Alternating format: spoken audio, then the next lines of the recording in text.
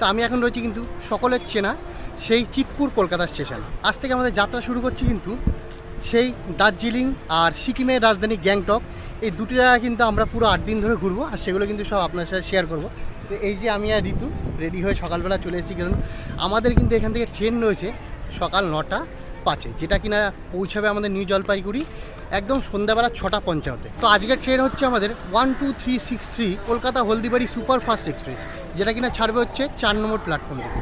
তো আমরা সকাল সকাল চলে এসেছি, কারণ আমি কিন্তু কোনোদিনও এই সকালের ট্রেনে ওইদিকে যায়নি। আমরা গেছি কিন্তু সন্ধ্যাবেলার ট্রেনে, যেরকম দার্জিলিং মেল, কাঞ্চনজঙ্ঘা এক্সপ্রেস, কিন্তু এইটা কিন্তু কলকাতা স্টেশন থেকে সকাল 9টার সময় ছাড়ে। তো চলো আমরা আস্তে আস্তে এগিয়ে যাই। আমরা এটা কিন্তু উইকলি স্পেশাল ট্রেন। তো আমিও জানি না, আমারও প্রথমবার, কারণ আমি গ্যাংটক কিন্তু কোনোবার যাইনি, একবারই শুধু দার্জিলিং গেছিলাম। তো এবার আমার ভাগ্য হলো ঋতুর সাথে দার্জিলিং গ্যাংটক ঘোরার। আর আমরা কিন্তু দুজন নয়, আমরা আছি টোটাল 12 জন, কারণ আরও 4-5 জন ছেলে রয়েছে, আরও কিছু লোক রয়েছে, আমার শ্বশুর শাশুড়ি রয়েছে, সবাই মিলে কিন্তু আমরা খুব মজা করব।